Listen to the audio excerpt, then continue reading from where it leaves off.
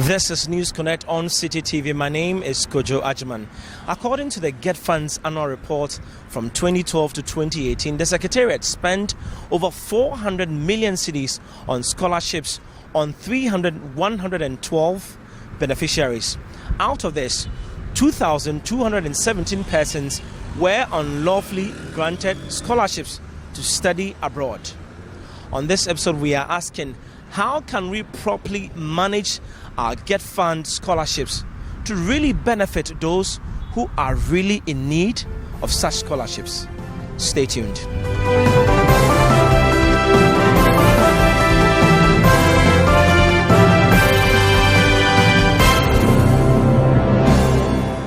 So the big question here, coming out of the Auditor General's report on award of scholarship by the GETFund between 2012 and then 2018, is how we properly manage the scholarship scheme to really benefit the people who are really in need of such scholarships.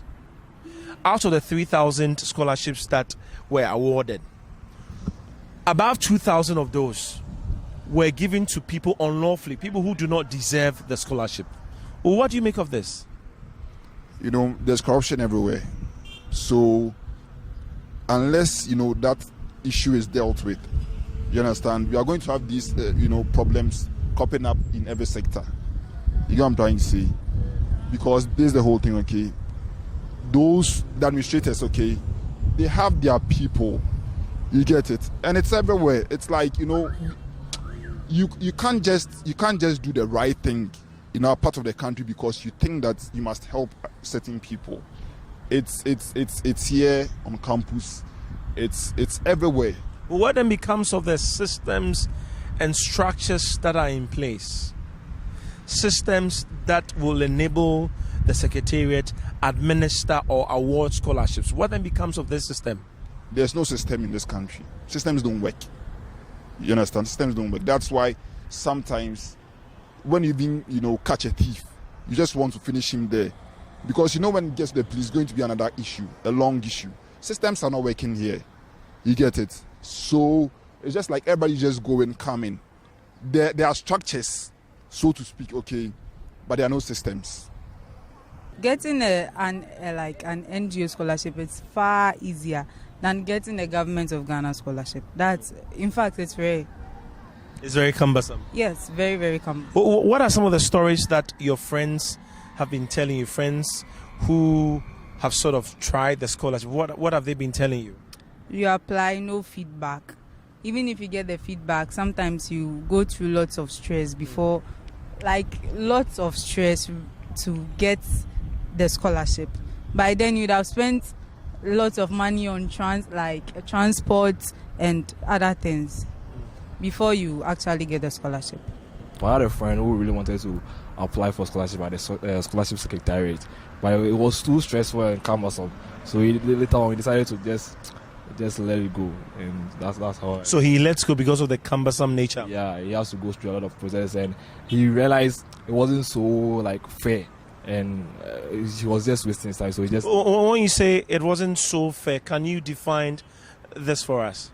It was the people who are benefiting from the scholarship in one or two ways know people at the office or something like that. So when you don't know anyone, you just enter there for scholarship.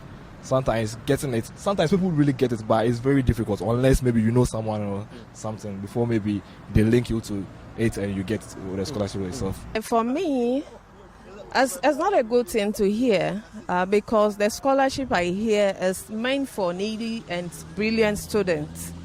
And so if I happen to hear that the scholarships have been given to people who do not deserve it, then it's really bad. I understand there's a criteria for it. And so if a criteria is laid down for the scholarship, why is it that the appropriate authorities are not going by the criteria and giving it to people that they think should rather go for the scholarship? Then in that case, it defeats the purpose of the scholarship, in my opinion. So the Auditor General, I must commend them for actually doing their work and then going to the background to do their checks and bring out things that are hidden from us. And so the state or the Ghana government has to do something about it. So, yes. So what then do we do to bring credibility to the scheme and also ensure that people who are really in need of the scholarships will be given the scholarship? Okay, what I can say that we can do to bring credibility is to do some checks, okay? Those who gave the scholarships, they have to be brought on board to give their reasons for that. And if there are sanctions to be put in place, those sanctions should be met or should be given out. So I believe you've heard stories of some of your colleagues trying to obtain Government of Ghana scholarships. What were some of the stories that you heard about these incidents? Okay, some of them are like anytime they go there, they would have to like wait long queues, and they would have to check on other people, the questions they ask them, and things, because they are not sure of what they are going to ask them and then how they are going to get it, because before they even getting to go there in the first place, they've heard like many stories of people going there, they didn't get it, they had to do certain things before they got it. So yeah, it's most of my friends tell me it's been a stressful process for them. Yeah. Now, so the latest report by the Auditor General on scholarships now indicates that out of the 3,000 scholarship awarded between 2012 to date, only 1,000, over 1,000 were actually, true beneficiaries, as in they were the needed, the people who actually needed the scholarships. Then the extra 2,000 were sort of, the affluent in society and all that. Well, what do you make of this as someone who is a student and who wanted a Government of Ghana scholarship? I think it's not so fair, and right, wherever we were thinking has been brought to the. What were you thinking? It does it mean that it vindicates your thought of you saying that the scholarship is now served on whom you know basis? Yeah, that was what we were thinking, and right now it has been a proof of what we were really talking about. And I'm thinking, moving forward, they should use these NGOs as benchmark in the world we call it, awarding the scholarship schemes. It's so vague, so sometimes you just try and back off. And right now, that maybe the Auditor General has done a good work and has brought this into the limelight, I think we should just try and improve upon it, so that people who are really in school and they are really like, I don't know how to use the word, I don't want to use the proper, but they are really struggling. They really need these things, and people are having the money already and are just squandering it. And it's not so fair.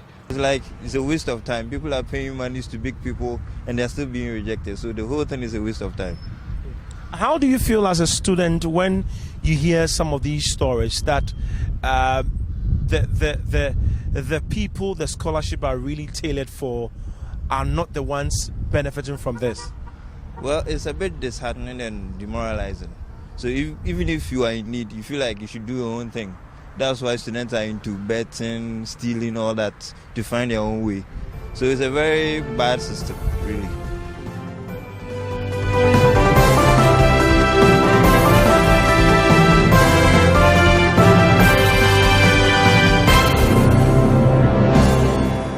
That'll be all for this episode of News Connect on Citi TV. My name is Kojo Achman.